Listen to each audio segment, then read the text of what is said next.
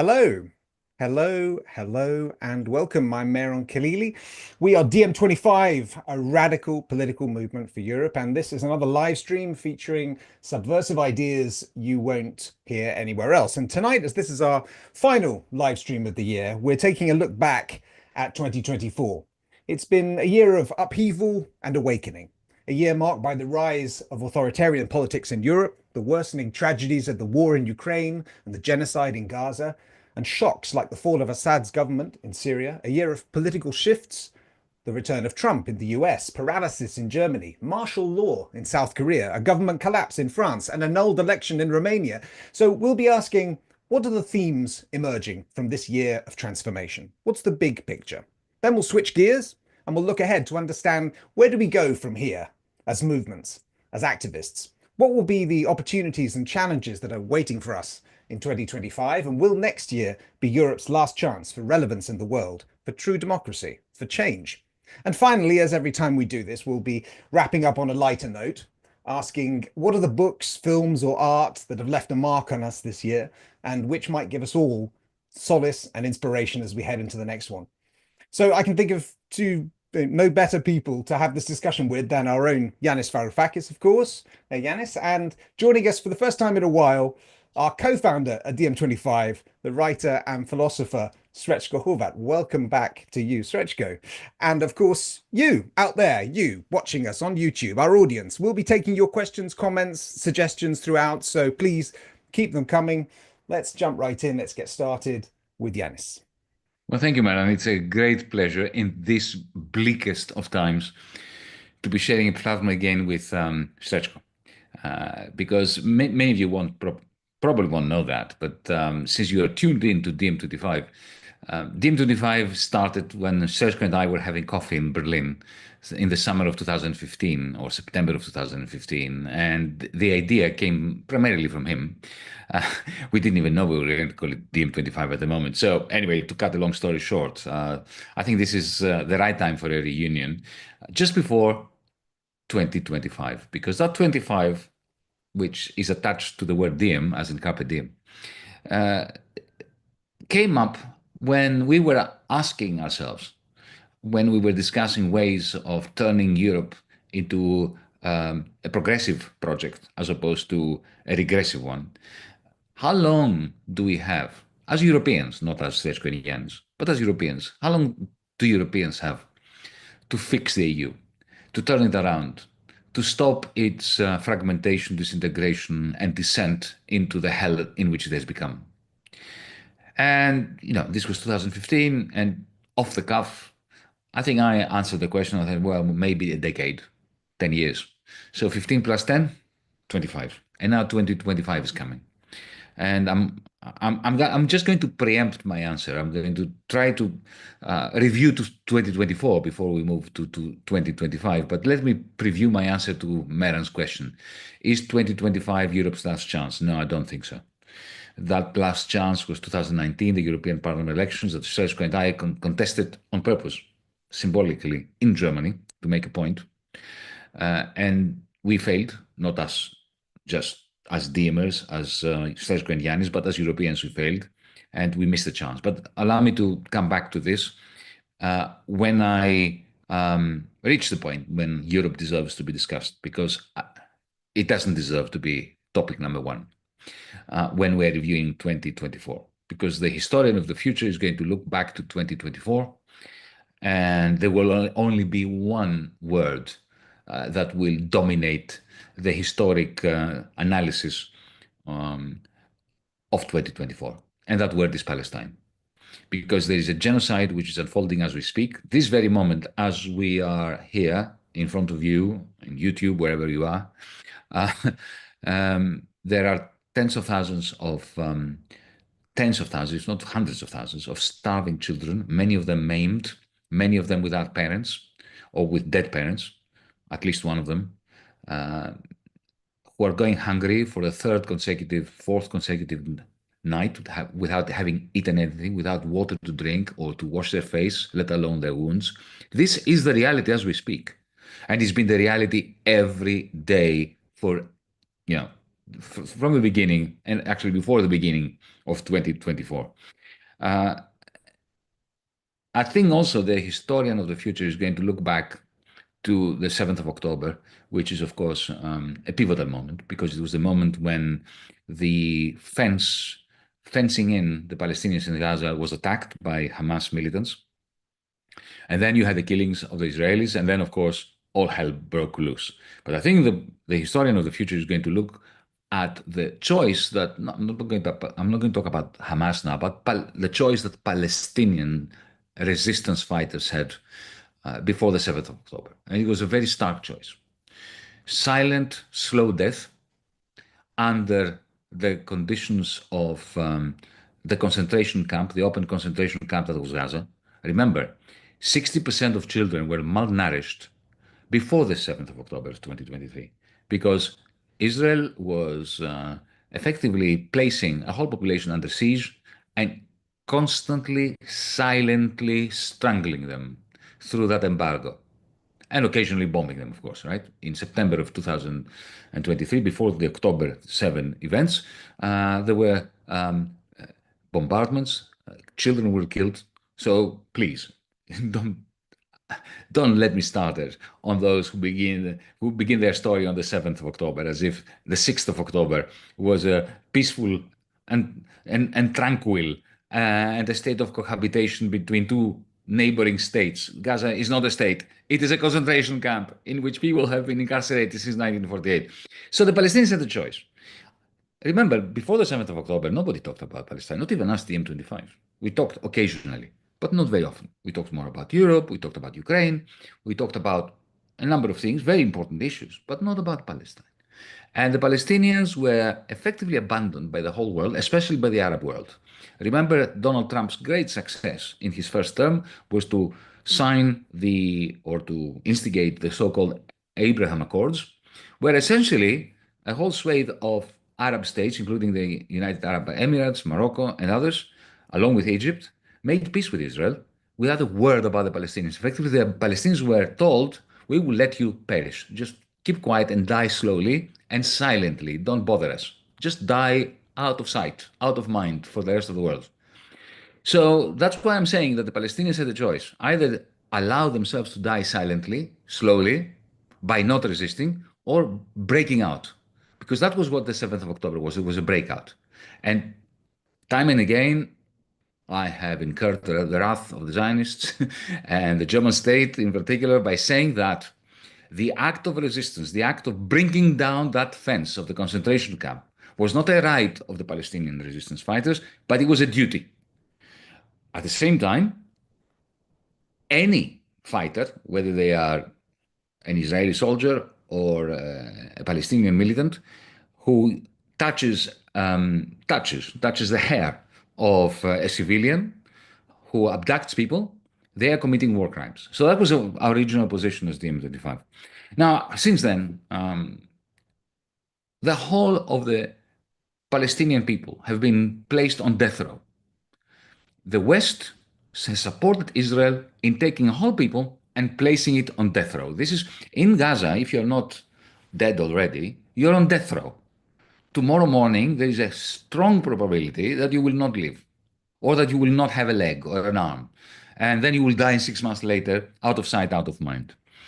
I think that, looking back to 2024, also the historian of the future is going to pinpoint as a very significant moment the South African beautifully phrased case at the the International Court of Justice against Israel. That this was a central point, one of the rare rays of light. But these rays of light were not allowed to penetrate in the European Union, or of course in Australia, or in Canada, or the United States, because Zionism has become the official ideology of Western imperialism. Zionism, especially in Germany, where they don't feel comfortable due to the Holocaust, and they're right not to feel comfortable, about feeling nationalistic and expressing their nationalism. So in Germany, they have replaced German nationalism with Zionism. It's really very simple. which, by the way, has nothing to do with the Jews. Zionism has nothing to do with the Jews. There are so many anti-Semitic Zionists and so many Jews who are anti-Zionist. You just need to state that to make the case.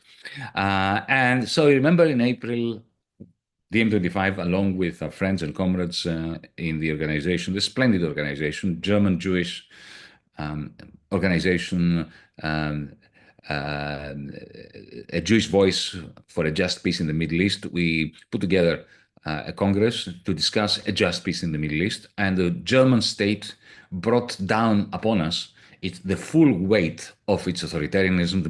They banned me from entering the country. They banned me from even speaking through Zoom to anyone in Germany, which is a joke and a half, because you can't even do that, even if you try.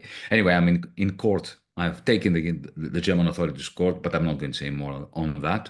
Another pivotal moment in the Palestinian tragedy during 2024 was the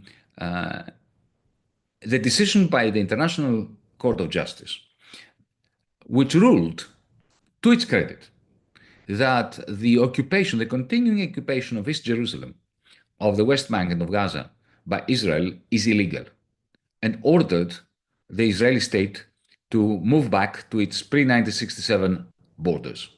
And how did Israel respond? By convening the Knesset, the Israeli parliament, where there was a vote, I think it was 75-5, something like that, crushing majority, essentially binning the verdict of the International Court of Justice. How did they do that? By proclaiming there will never be a Palestinian state anywhere in the occupied territories, and that these occupied territories were the land of Israel. Effectively, the Israeli parliament, not just the government, but the crushing majority of members of parliament in the Knesset, told the international community, we are not paying any attention to what you have to say. International law is none of our business. Since then, we have an interesting dialectical paradox, almost Hegelian, Srećko. On the one hand, you have the complete victory of the Israeli armed forces. They have pulverized Gaza. They are supporting the settlers in their ethnic cleansing of West Bank. They're taking over the houses of Palestinians in East Jerusalem without, there is resistance to the great credit of the Palestinian people in Gaza, in East Jerusalem, in the West Bank, but the ironclad IDF, the Israeli army, has complete control. The attacks in South Lebanon, effectively the mass killings, the mass murder in South Lebanon in order to defeat Hezbollah, well, they won that war too. There's been a ceasefire, there's been an armistice, so to speak, but Hezbollah had to decouple its own fight from the fight of the Palestinians in Gaza, and that is a major victory for Netanyahu. So you have, let's not forget the recent collapse of the Assad regime, which, while Syrians, the majority of Syrians have celebrated because Assad was a blood-stained tyrant, at the same time is a major victory for Israel and the United States. It is another defeat for the Palestinians because whatever support they got through Iran and Syria and Hezbollah. There is no doubt about that. So why am I saying that this is a Hegelian kind of dialectical paradox? Because on the one hand, you have the complete control, but at the same time, as our friend Ilan Pape explains, and he explains this quite nicely, the more successful militarily Israel is, the less reproducible is Israeli society, because increasingly Israel itself is being taken over by the genocidal maniacs who are in control of the government, and not the government, but the majority of the opposition as well. So if you are a liberal, civilized Israeli, even if you support generally the aims of Israel's annexation of the lands of the Palestinians, you can't really live in Israel under the Smotriches and the Ben-Gvirs those utterly fascistic individuals that have dominated the Israeli executive. So this is, you see where the dialectics come. I spoke about Syria just briefly. In the last few days, I've been involved in a running debate, let's put it politely, with supporters of the Palestinians who are lambasting me for allowing myself a moment of joy at the fall of Assad, the tyrant, as I called him. My message to them, who are accusing me of taking the side of the imperialists of Israel, of the United States, is that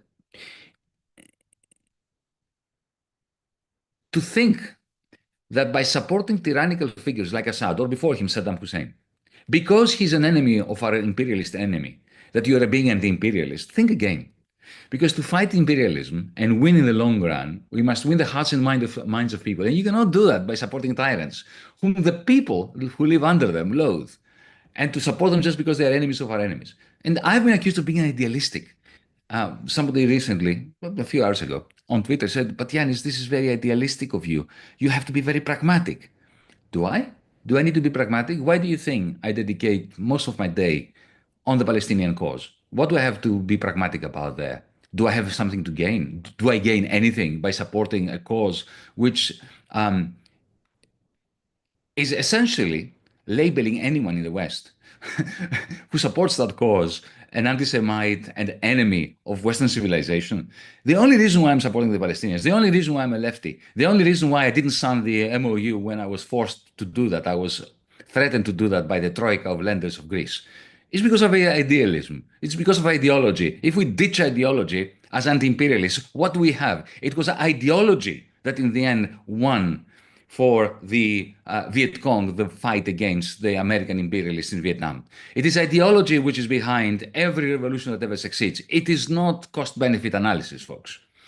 Anyway, so just to wrap up the Palestinian issue, which is the main thing I'm going to speak about here tonight, the Palestinian people on the 7th of October, the fighters, made a very simple decision.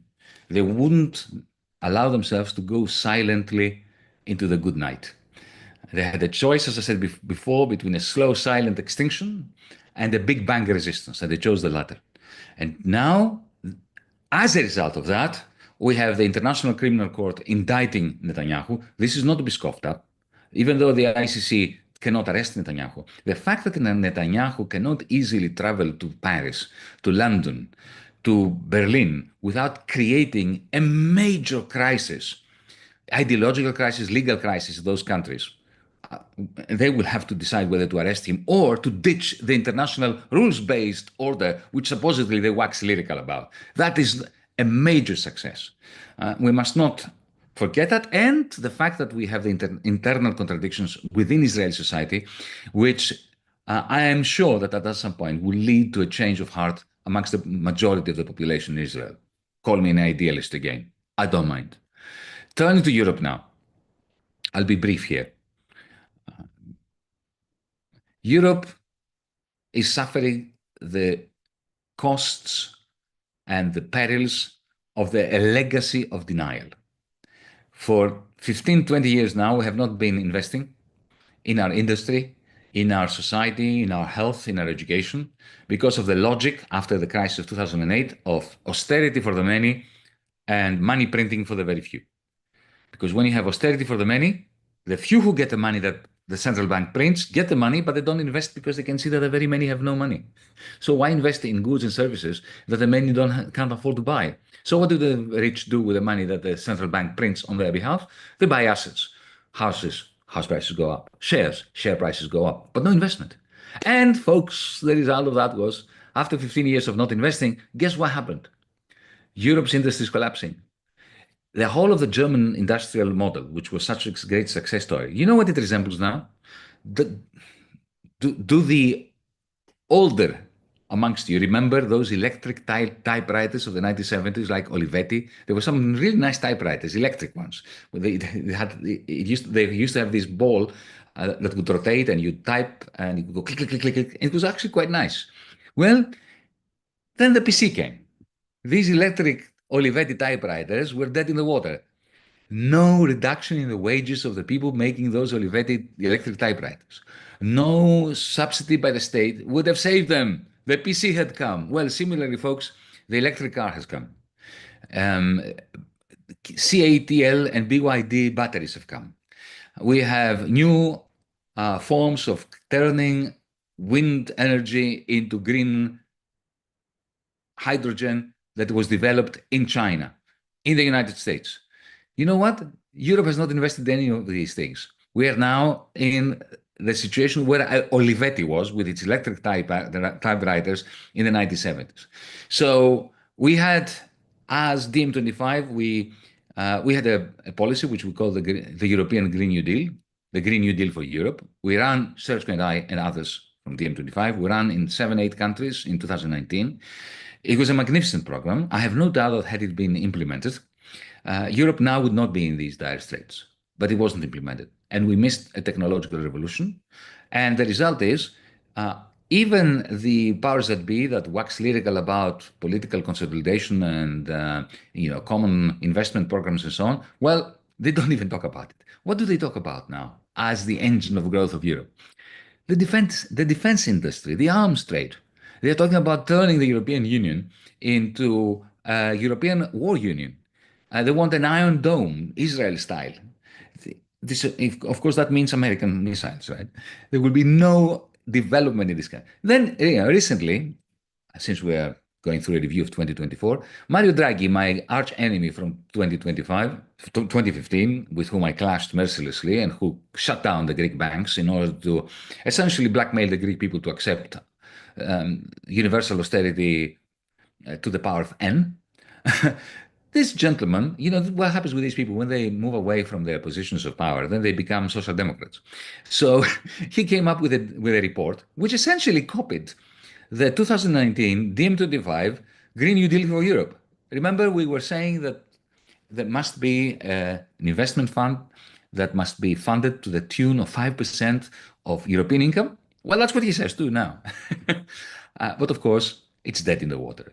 The Draghi report, which cost hundreds of thousands, if not millions of euros, was accepted by Ursula von der Leyen, the half-crazy president of the European Commission, the warmonger. She thanked him, she kissed him, she paid him for the report, and then immediately put it in the bin. Because this Europe is not capable of doing anything of what we were saying back in 2019. And the result, of course, is the political fragmentation. Why do you think there is no government in Germany or in France as we speak? Because of that. Because if the foundation, the economic foundation of a primarily economic union and monetary union like the European Union collapses, then the politics on top of it collapse as well.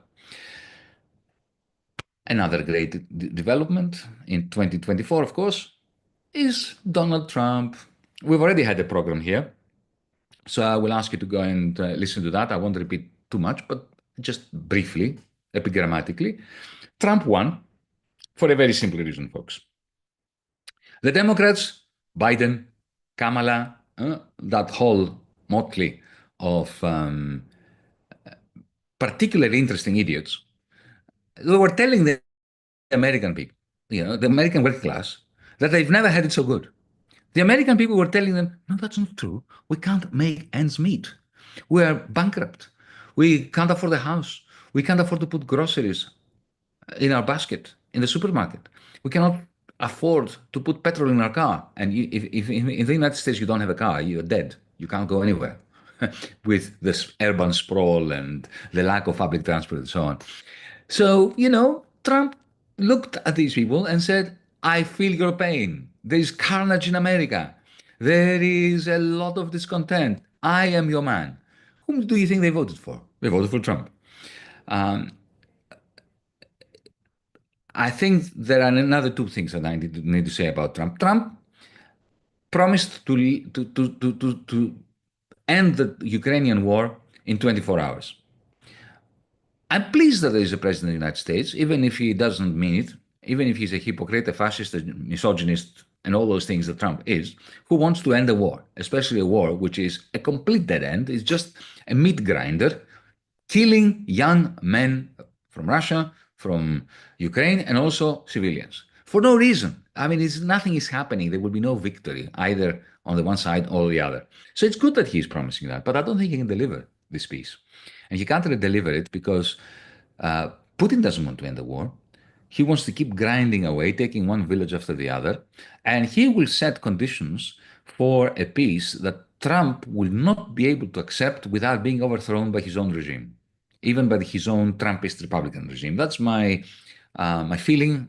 And then finally, his great Waterloo, however, will be the promise he made to the American working class to look after them, to bring industry back to the United States by slapping huge tariffs on imports from Europe and primarily from China, but from Europe as well, and therefore creating circumstances for industry to return to the United States. He will not succeed in doing that. Because remember, his number one priority is the stock exchange, the financiers, and real estate. He's a real estate agent. That's what he is, personally. Okay? And real estate and the stock exchange in the United States only does well as long as the Chinese and the Germans have a trade surplus with the United States, because that surplus gives them the money that then they take to the New York Stock Exchange and to Miami and to California and to New York to buy real estate.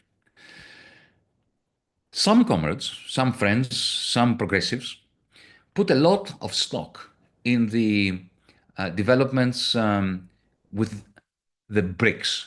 Remember the BRICS? Brazil, Russia, India, China, South Africa, and a whole gamut of other countries that are now joining. There was an interesting meeting in Russia of the BRICS representatives who discussed ways of creating a system of payments and actually have instituted it. Now it's up and running.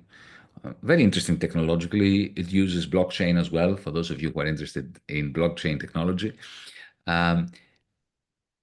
That allows them to trade with one another in their own currencies, bypassing the dollar system and therefore the sanctions. Countries like Saudi Arabia and the United Arab Emirates are also interested in the BRICS because, they don't want to put all their eggs in the American dollar basket. However, it is a mistake to think of the BRICS as an alternative Soviet Union or Warsaw Pact that is going to create checks and balances for American hegemony. It is a mistake to think of it that way. Don't forget that India and China are almost at war within the BRICS. Don't forget that the United States is pushing Apple to shift its factories producing. We just had a little earthquake here in Athens, but I think everything's okay. Right, Mehran? Yeah, well, the ground shakes when DM does its live stream. So Washington is pushing Apple to shift its production lines from China to India. So you can see there is a lot of antagonism within the BRICS. So there's no way there's ever going to be a kind of geostrategic alliance. What they have, the common interest that binds them together is they don't want to be under the thumb of the Federal Reserve. Every transaction to be ruled over by the American Central Bank and the American government. This is what they have in common, but this is not enough.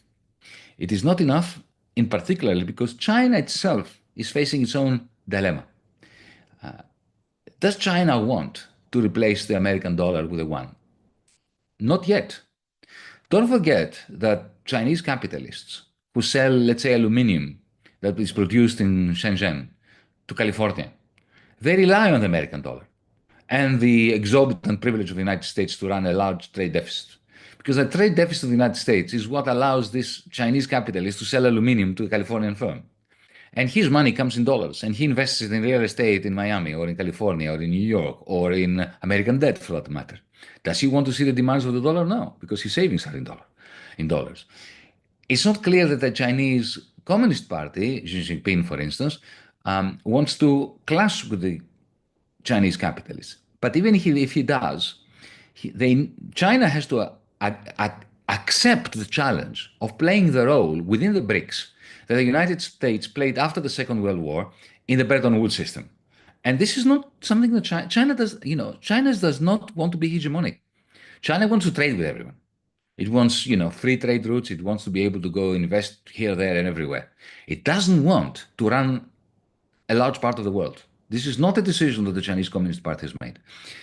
And finally, to wrap up this long soliloquy, remember the climate catastrophe? We have forgotten about it because we have wars, we have genocide, we are sidetracked. But the world is moving headlong.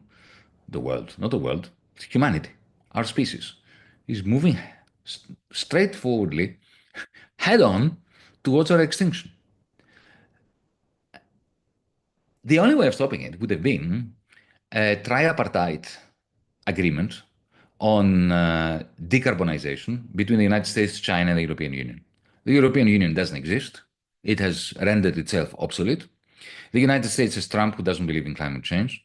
So we are left only with China. China is producing the bulk of all the decarbonization technologies in the world. But it can't do it alone. In the context of everything that I've said, and I hope I haven't darkened your soul too much, but if we are going to review 2024, honestly, we can't beat about the bush and we can't offer false hope and fake optimism. But here comes the hope. We're here. We're a small movement, DiEM25. We started it in that cafeteria, Srećko and I, in 2015 in Berlin. But now we are all together. We have tens of thousands of people. Our comrades are out in the streets of Germany as we speak, gathering signatures. If you live in Germany, sign for Mehran 25 to become a registered party for the forthcoming federal election. We have created a Progressive International. We are very far away from even dreaming of success. But as long as we are fighting, there is hope. Hope without optimism. Right, Srećko? Srećko, let's bring you in. Go for it. Yeah, I think thanks, Yanis. It's a nice finale with this hope without optimism, which is, of course, a phrase which comes from Terry Eagleton. And there is nothing which I hate more than optimism, but on the other hand, also pessimism. So I mean, Gramsci put it nicely. I don't want to repeat it. But to come to the gist of the matter and what you said, and I will refer to some things you said, because I think definitely if we think about 2024, these are the most important defining moments, not just of our present, but for the future. And I think we have to put it in the context of a historical sequence, which I think started after the financial crisis and then with the so-called Arab Spring, Tunisia, Egypt, and other countries, and the huge hope and optimism, if you want, what will happen out of this. That was also the years of Occupy Wall Street, and then later, of course, your own experience with Syriza, the Ohri referendum in Greece, and so on. What we are witnessing now, I think, is, you said it correctly, a total triumph of the axis between Israel, United States, and Turkey. And it's a triumph which kind of concludes this historical sequence, which in a way started 2010, 2011, when there was still hope that some progressive revolution might take place, and some sort of revolutions took place. But we have seen very quickly what happened to Egypt after Mubarak with the Muslim Brotherhood, not to mention Libya and what happened to Libya after the intervention and after Gaddafi, when we got like hundreds of Gaddafis and a continuous civil war in Libya. So in this sense, yes, on the one hand, it's a triumph of Washington and Israel, and then Erdogan and some other players. I think at least 20 to 30 different geopolitical players are at the moment involved in that region already in various ways. And on the other hand, it also proves the irrelevance of the European Union.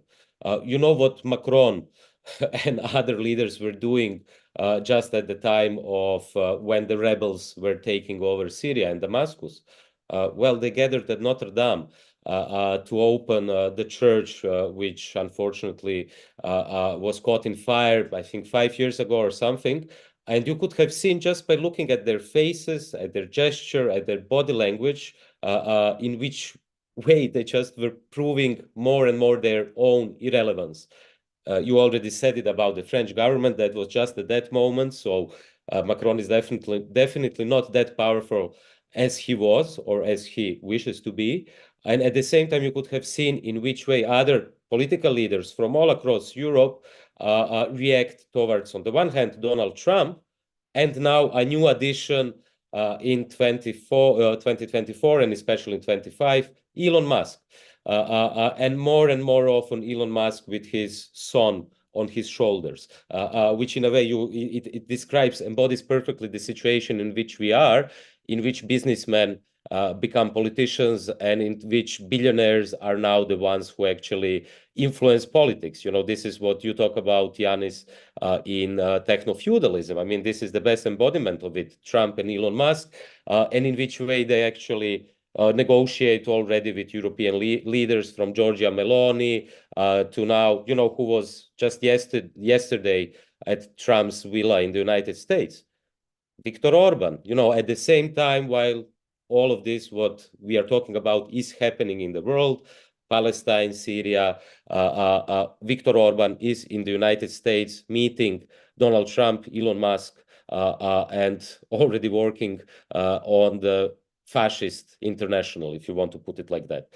So at the same time, while it was a triumph of the transatlanticist bloc and imperialism, 2020, you know, the last year, 2024, I think was also, besides proving the irrelevance of the European Union, at the same time also a huge setback, a huge disruption in the so-called left progressive movements, thinking, political parties, if you want, at the same time.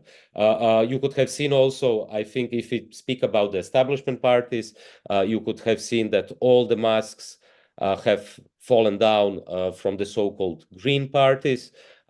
Just look at the German Greens, just, you know, the letter to Jill Stein, for instance, or more recently, what is happening at the periphery of the European Union in Serbia. You know that a while ago, they found the biggest reserve of lithium anywhere in Europe, there at the periphery of the EU.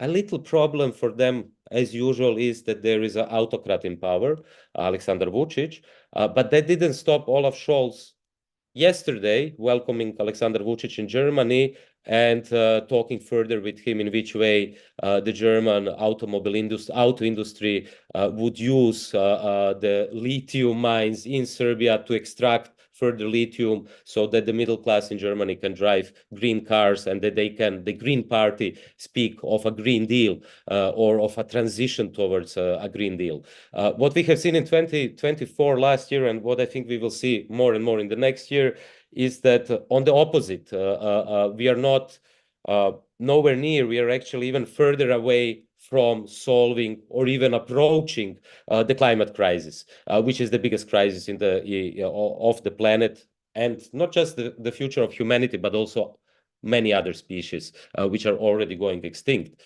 Because what we can see now with the situation in Syria is that what is coming back is, you know, good old, I'm saying it in a sarcastic way, minerals and you know, for instance, if you look at the interventions in Libya, in Iraq, in Syria, it was always about oil, among other things. Of course, it was also, if you take the case of Libya, the problem was also unification of Africa, of course, whatever we can think of Gaddafi.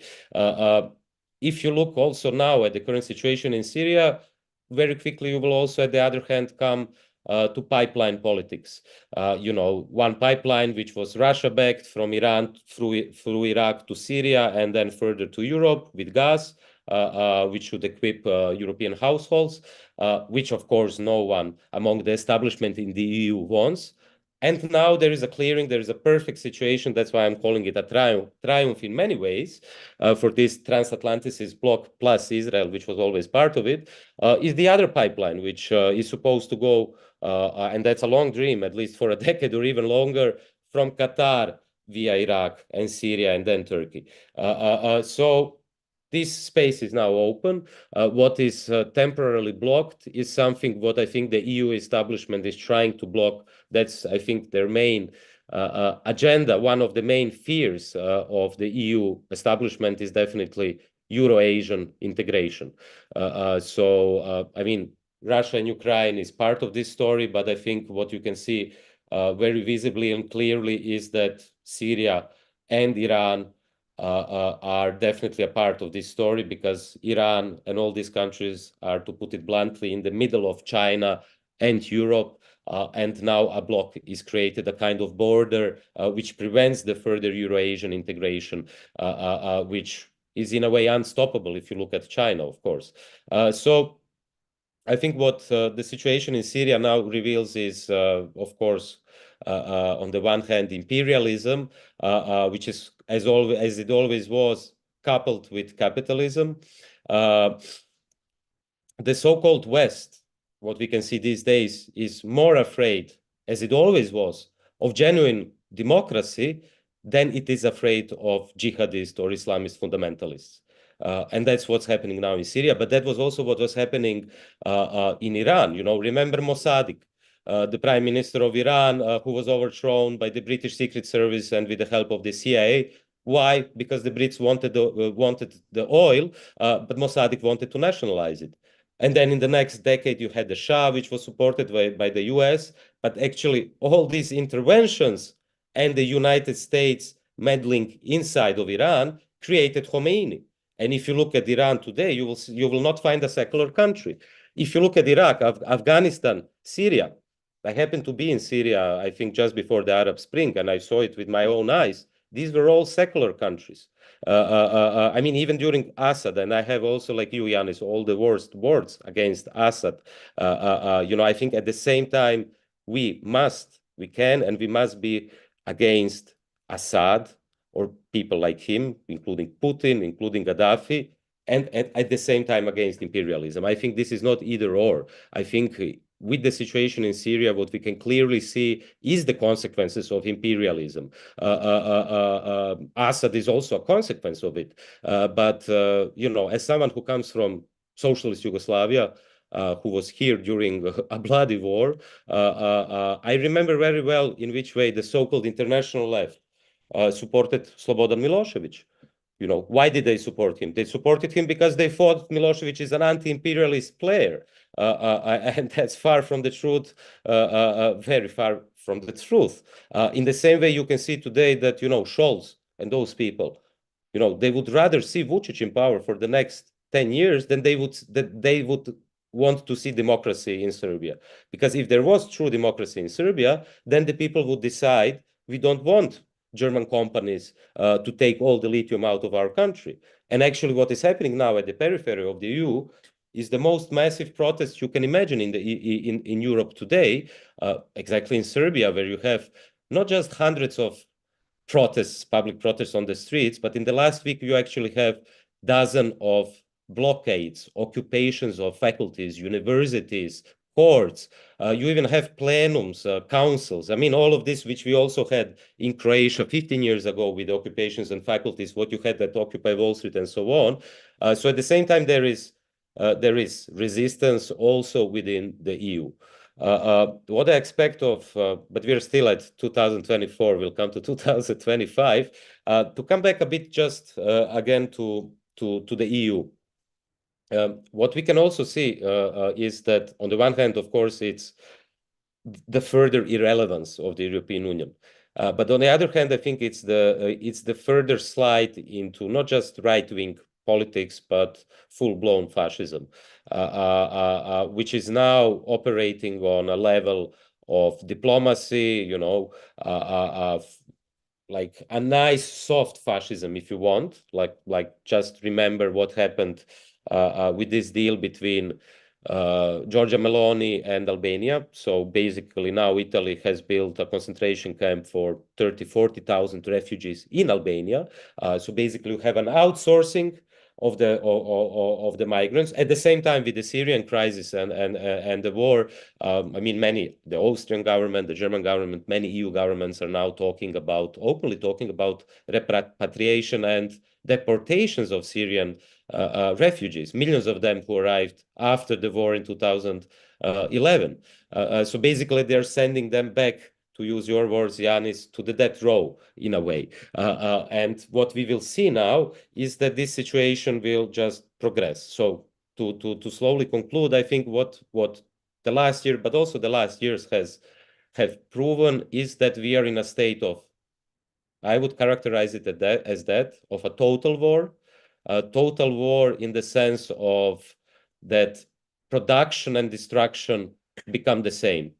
At the same time, to put it bluntly, at the same time when Israel is bombing military facilities and weapons in Syria, at the same time, EU cargo ships under various flags are transporting weapons to Israel.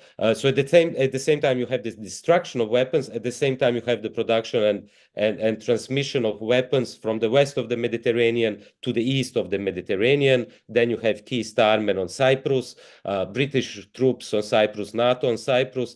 And at the same time, that's why I'm saying it's a sort of total war where production and destruction become the same. From the east to the west of the Mediterranean, you have another wave, which is not the transmission of arms, but it's people fleeing the wars which were produced by imperialism and the role which EU has in it.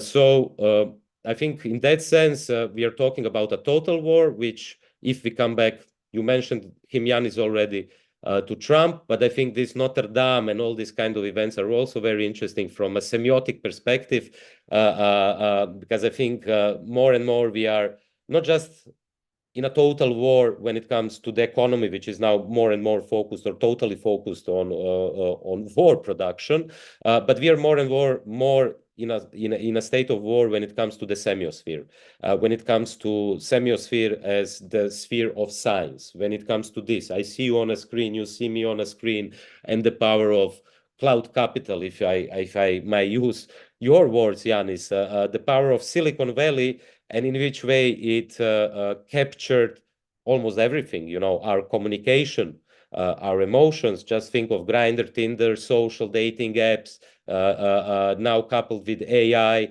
So basically, we are in a total war also in the semiosphere. So in that sense, it's not any more important what Trump will do. Now I'm slowly coming to 2025 with the economy in the United States. I think what is becoming more and more important, and by this I don't say that I don't recognize and I don't fight against the real plight of the working class, but what is more and more becoming important, I think, is perception. Reality, the question of reality. I mean, Jean Baudrillard was very quickly in the last 20 years dismissed by radical theory and leftists, but I think Jean Baudrillard had a good point when he talked about simulation and in which way there is actually this kind of simulation is becoming our new reality. What Trump does, in which way he moves the fist together with Macron and so on, it changes the perception of people. And that's, if you go back to the mastermind behind it, Steve Bannon, he clearly understood, the power of Facebook already, the power of Silicon Valley companies. And what I think we will see even more and more in 2025 is the further empowerment of oligopolies, of the billionaires who are mainly in the tech sector, who are now coupled with, not just Donald Trump, but Javier Milei in Argentina, Viktor Orban, Giorgia Meloni, all the people who are responsible also for the irrelevance of the EU and also for the participation of the EU in war crimes and genocide. So that's all for me. Also very optimistic. Thank So you. that was 2024. Srećko. What can I do? Well, I was just going to say, I mean, it does sound very bleak, but it was a very bleak year. And just to, I mean, Yanis talked about Gaza and children in Gaza, just to put some stats there on that. It's Gaza between October 7th and 3 days ago, at least 17,492 children have been killed in Gaza. That equates to approximately 1 in every 65 children in the Gaza Strip. So horrendous open wound there. And of course, all the other things you mentioned do paint a very bleak picture. A couple of quick comments from the chat and questions. Keith Sutton Jones notes that Russia has just advised all Russian citizens to leave the USA. I checked that out. It's not exactly to leave the USA, but says that they shouldn't. They advised Russian citizens not to visit the United States.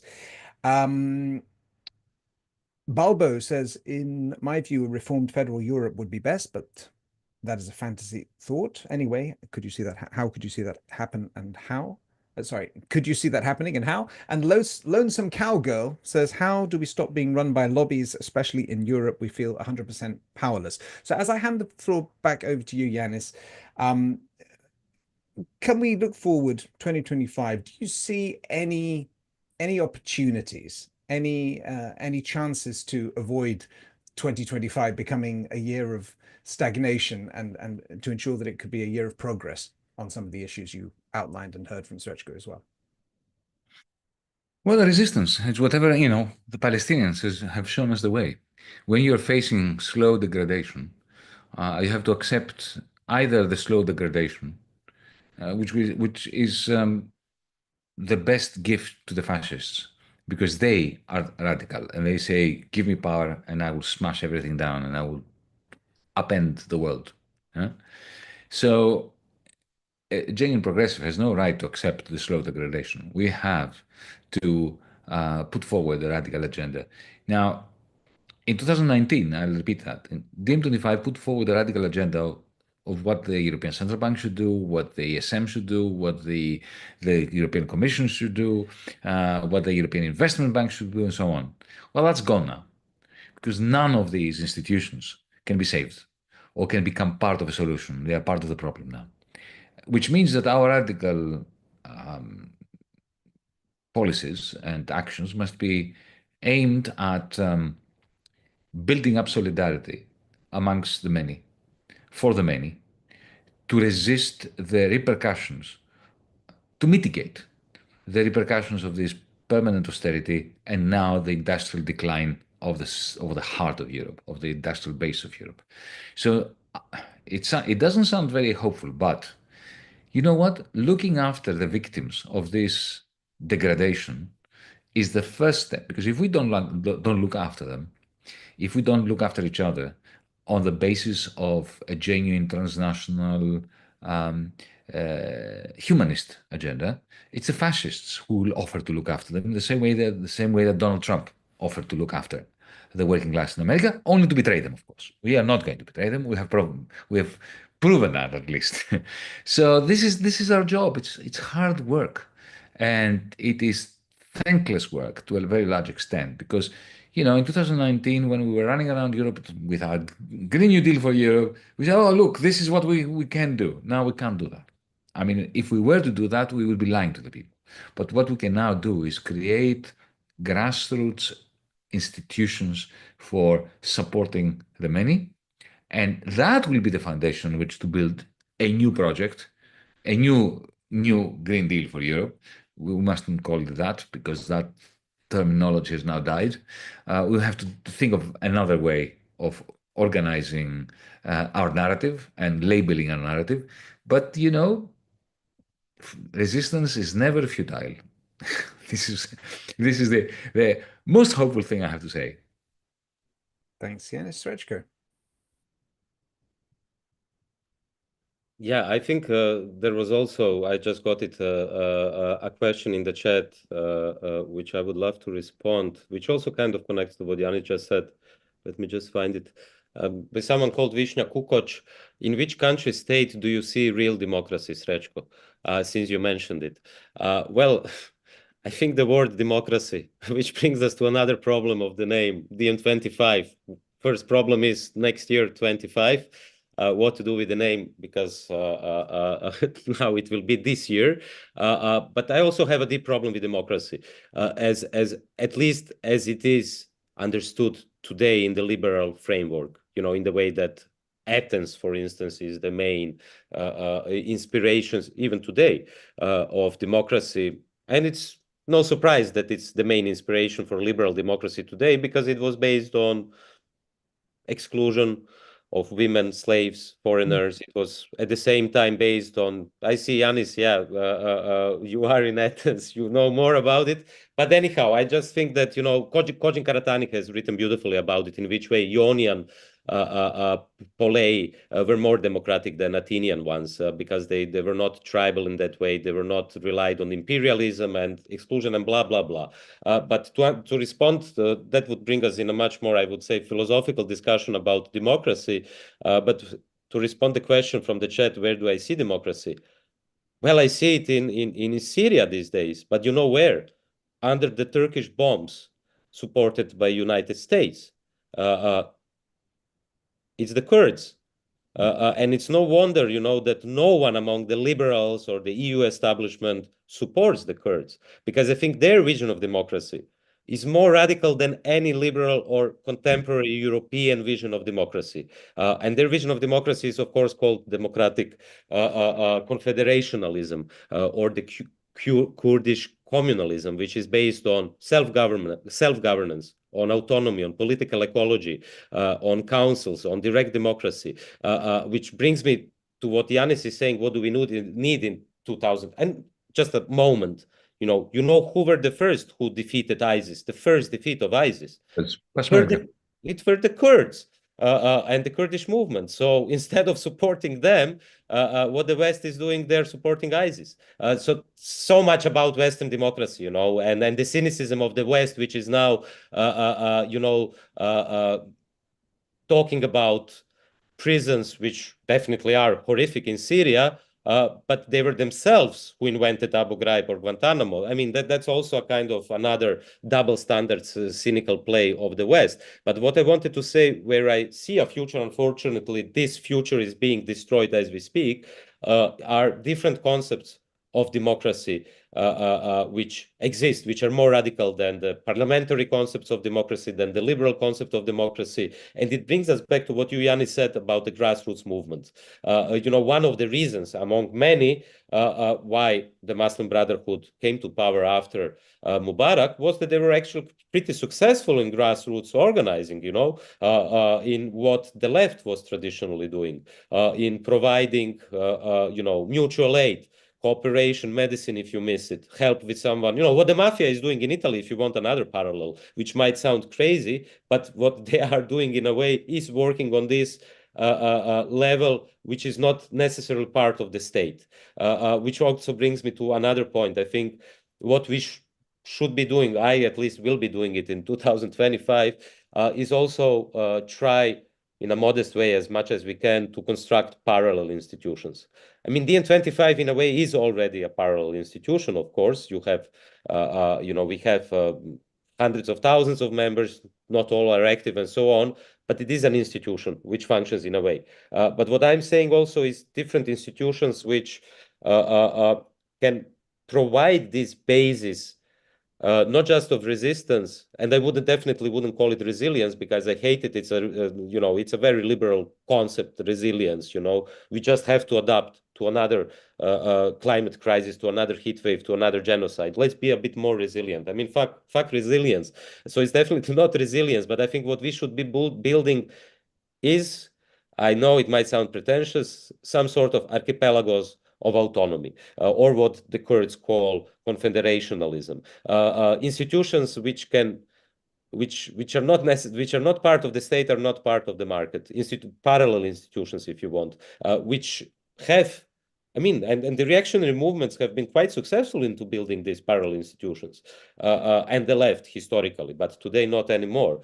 So institutions which provide real concrete help and meaning to people, and at the same time they provide means of resistance to the corporative sector. You know, I don't think it's enough to come back to this, Luigi, in the United States. You know, I don't think it's enough to kill a CEO of any company, in the same way it wasn't enough when the anarchists in Russia were killing one Tsar or the other. You know, you need a movement, and besides a movement, you also need infrastructure, and that's, I think, what is really missing in our camp, if you want. Infrastructure which is in villages, not just in cities, infrastructure which is not just doing a big event in a theater, but infrastructure in the way that you don't even need social media anymore, but you can communicate to people directly.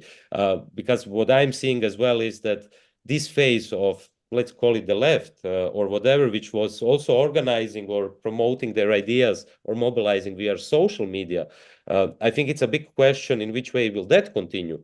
If our feudal lord, for instance, is Elon Musk, and we know what he's doing at the moment, So these are all questions which are open questions for 2025. And I think the left, not to mention the Greens, because I think the Greens have lost all the credibility they had, at least the European Greens, which doesn't mean that ecology, political ecology, is not important. It's more important than ever, precisely because of the failure of the Greens. But what we have to face, and the left as well, but also the liberals, is a major defeat of democracy, a major defeat for the planet itself, because war, climate, refugees, rising fascism, it all comes together, and it's completely intertwined. Thanks, Srećko. We seem to be talking about a left that needs to move from mobilizing to organizing. Am I right? And talking about grassroots institutions like being the change rather than just trying to change things. Yanis, would you like to react to anything that Srećko just said? And then I think we're reaching the end of the hour. Thanks, Srećko, for mentioning the Kurds and their confederationalist democracy, which is indeed a remarkable example of a democracy that works, and which, of course, then supports the choice that we made as DiEM25 to retrieve the concept of democracy, to take it away from the so-called liberal Democrats who have destroyed democracy, like the Greens have destroyed the Green movement. They are brown. The Democrats are oligarchic.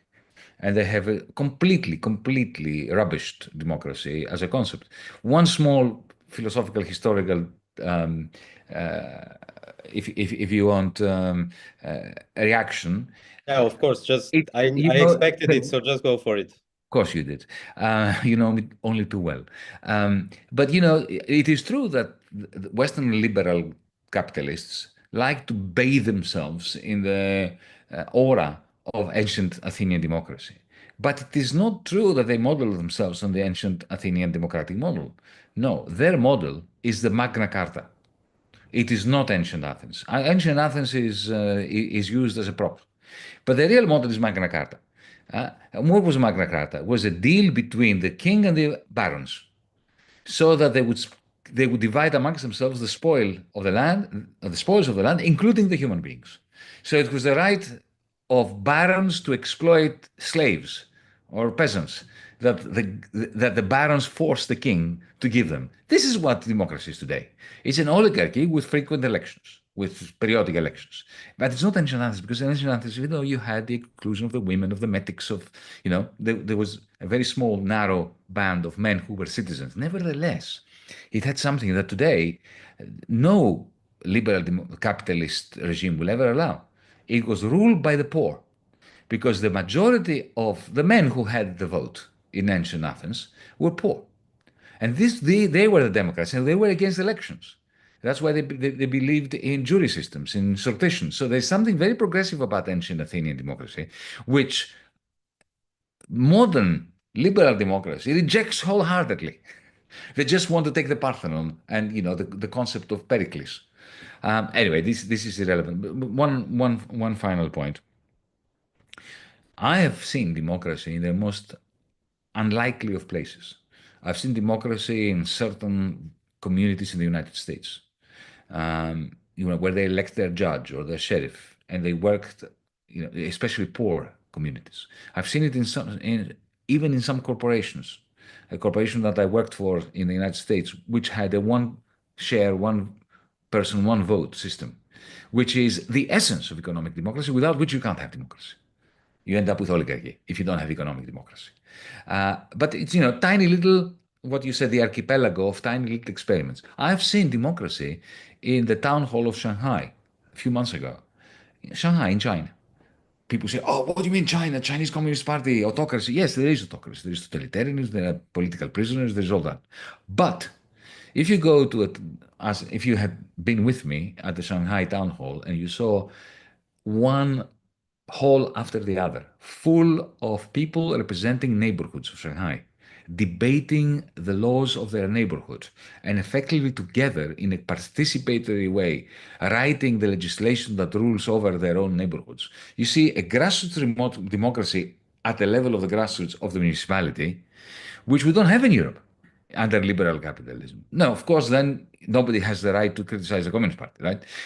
So these pockets of democratic experiments, with, I think, as you say, the Kurdish experiment being at the top of it, give us the sense that the only thing that stops us from having democracy is oligarchic power, the power of big capital and the power of cloud capital. Where I may have a small disagreement is that I think we need to use social media. There's no way of not using social media. It's like saying that, in the 18th century, 17th century, that because the press is controlled by the church, we don't want the press. Of course we want the press. We just want to usurp it and take it and print our own pamphlets, radical, subversive pamphlets. Similarly, as we speak now, we speak through Zoom. We speak through YouTube. What? We shouldn't do that because YouTube is part of cloud capital, of the techno-feudal empire. No, of course we should. But we should do more to use their weapons against them in exactly the same way that the whole point about the Marxist left has been to take over the machines, not to break them up. Thank you, Yanis. And I'm aware that we've gone a little bit over, and Srećko is soon going to be overrun with small people, or perhaps one small person. So can we move to the last segment where I just want to ask, starting with you, Srećko, like what works of art left a mark on you this year? Books, movies, anything? Well, after all this discussion, I would also love to respond to Yanis, but next time on social media. Just to add, I think, of course, I'm always for subversion, as you know, and using the weapons against those who created them. But I think at the same time, we should be creating our own infrastructure and platform, which so far wasn't that successful. But that's a completely different, not different topic, but it would be a long discussion. Regarding arts, books, theory, and to move on this kind of more gentle topics. Well, I've been reading a lot in the last months. I had this luck to do so. I was rereading, well, now it's not that new anymore, the book by David Wengrow and David Graeber, The Dawn of Everything, because I think it really beautifully shows in which way, until now, at least until their book, we were not even able to imagine or to prove. And thanks God we have this archaeologist called David Wengrow, in which way even prehistoric societies were in many respective more radical than our today's society when it comes to communal living, to democracy, and I think it's a very important book also, opposed to, Harari, Pinker, and all these progressivist, linear thinking, which would then end up in Fukuyama and the end of history, as if the whole history of humanity was progressing, from hunter-gatherers through the agricultural revolution to finally arrive at liberal democracy, which, as we have discussed today, is nothing but actually a power game of the oligarchy today. At the same time, I've been reading books by Kristin Ross. I think both books are published by Verso.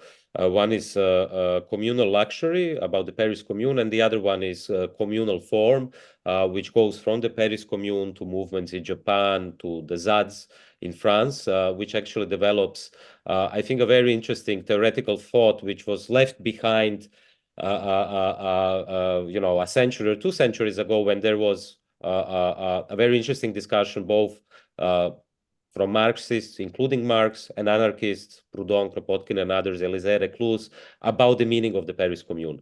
And I think Kristin Ross beautifully makes a point which we tried to make today, but she puts it puts it better in the context of the Paris Commune, in which way we have to actually, in the here and now, create a sort of communal form, which, as soon as you hear it, you can see, the communes of Paris, 68, you can see Bertolucci, his movie The Dreamers, and how it ended up in the commodification of capitalism. But this is not the kind of communes she's talking about. Also, last days I've been reading this nice small book. It's called Gramsci at the Sea, which is a book about the importance of the oceans, and it talks about deep sea mining and in which way the oceans have become this territory of primitive accumulation, if you want, or the privatization of the commons. It's a very interesting and important book, I think. Also, if you read it parallelly with the geopolitical situation which is unfolding in front of our eyes or screens in the Mediterranean Sea, but also in the Pacific. And I think that's, if we talked about a previous historical sequence during our conversation, I think that's the next historical sequence or future sequence, which is very connected to oceans and to future islands, but also geopolitical interests in the Mediterranean and in the Pacific. So yeah, these were the books, but I've been also reading a lot some other books. I quite liked, actually, Yanis. I think he lives on the same island as you. James Bridle's book, Ways of Being. Sorry, John Berger's Ways of Seeing, and he talks about ways of beings. And I had the opportunity to have him at our ISA school event on the island of Is 2 months ago. It was a very inspiring lecture because I think he especially when we are paralyzed by the current moment of atrocities all across the world and by a total war, he speaks about broadening our senses of perception and taking into account, something what Peter Kropotkin was doing already, a great geographist, with investigating the animal world and showing in which way mutual aid cooperation already exists among other species.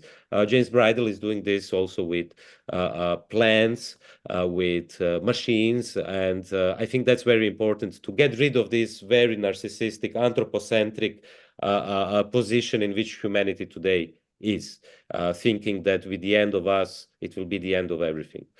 It won't. And that's good news, but that doesn't mean that on a daily level we shouldn't be active and mobilizing as much as we can. But I think we should also broaden our senses of perception and sensibilities to things which are not just geopolitics, wars, as much as we have to mobilize against them. Yeah, that's really good. But I watched movies, I went to whatever, I talk for hours. But Yanis, I'm very curious to see what you have been reading or watching. Go for it. Except Star Trek, which no, Star Trek is not new. Yeah, I know. It's like I wouldn't mention Das Kapital. It's the same way I want to use Star Trek here. But now I've got a book here for you folks, because I think what's happening in India over the last 10 years, the demise of cosmopolitanism, of secularism, and the rise of radical neo-fascist Hinduism. This is a book. Here, I've got it for you. The Incarcerations by Al-Pasha. It's a very beautifully written book on the political prisoners who are languishing in jail for opposing the conversion of India into an axis of the Trumpist Nationalist International. I recommend it thoroughly. When it comes to movies, it has to be Ken Loach's Old Oak, The Old Oak. It's a typical masterpiece by the man who has produced so many masterpieces in the last 30 years, Ken Loach, our great comrade, DiEM25 member and friend, but primarily Ken Loach. The movie is fantastic, and I highly recommend it because it deals with the question of migration. The story, which I'll just brief without spoiling the movie for you, is taking place in a godforsaken Yorkshire village that was devastated by the miners' strike. Half of the people left, the other half are unemployed, and they've become Brexiteers. They've turned their discontent into racism. And suddenly there are these Syrian refugees that arrive in the middle of a devastated place, amongst people who hate the foreigners simply because they need to hate something. And there are the divisions between these people, between the people who supported the miners' strike or the strike breakers, and now you have the Syrians, and how they all come together. And Loach is fantastic. While he tells the progressive story that he needs to tell, he makes it a human story where you understand everyone in there. And in the end, you come out of the movie feeling feelings of joy that are very rare in these days. So I've given you a book, I've given you a movie, I'll give you a series as well. I'm afraid it's on Apple TV, so, bad luck. It's part of techno-feudalism. It's called Silo. It's science fiction. Unfortunately, very soon it may be science reality. Because humans live in silos dug deeply into the ground because the earth is poisoned, the air is poisoned, and you can see how underground we are replicating structures of hierarchy, of lies, of fake news, of oppression, and um, if you really want to come to terms with the fact that we are poisoning the earth, and what that means for us, I think Silo is a pretty good series to watch. Thank you, Yanis. I have a recommendation of my own, actually. Good, man. It's from 2019, but I only just saw it. It's called Years and Years. 6 episodes. Brilliant. Scary science fiction, dystopic, but also inspiring and so prescient. Considering it was made in 2019, it talks about refugees, the Ukraine crisis, China, everything, and it's not perfect, but it's very anxiety-inducing, wonderful to watch. Some recommendations from you guys out there. Sam Wilkinson recommends Fossil Capital by Andreas Malm. Libra recommends the film by John London, Martin's Eden. Okay to Let Go notes that Wengrow, who you mentioned, Srećko, has some good has a good YouTube channel. HD recommends Future Primitive Revisited, a book by John Zerzan about primitivism. He says it's the only way that we will be able to survive as a species. P. Maji recommends Joanna Macy, the environmental activist and scholar of Buddhism, anything that she has written. And that's it for your recommendations. Allow me just to finish with a couple more comments. I should have read these out before, just more generally, that I've been collecting over the last half an hour. HD says, we need to return to city-states for true democracy to flourish. Zafreak contradicts him and says, localism can't tackle the large problems of our time, including climate change. Mighty Insect asks, what are the robust self-organized structures that allow us to collaborate across all kinds of borders? A genuine question because you're looking for best practices. Well, I can tell you that this is something that we're doing actively at DM25. We're going to be doing more of it. I'm personally very invested in this topic, best practice, good tactics. So please stay tuned to our YouTube channel, click hit the bell icon. We've got interviews with activists who have done serious good work, and we're definitely into cataloging those and putting forward good tactics for everyone to emulate. And Mass House says that the left should worry less about coming up with the correct ideological line and more about building popular support, which is capable of putting pressure on politicians. We take stances towards no end. I would agree. Finally, TJ says, my God, Srećko needs to appear on more live streams. And I heartily agree with that. Thank you so much. Yeah, see you in a year. See you in a year or something. No. You mean in January 20? In a few days. In a few days, yeah.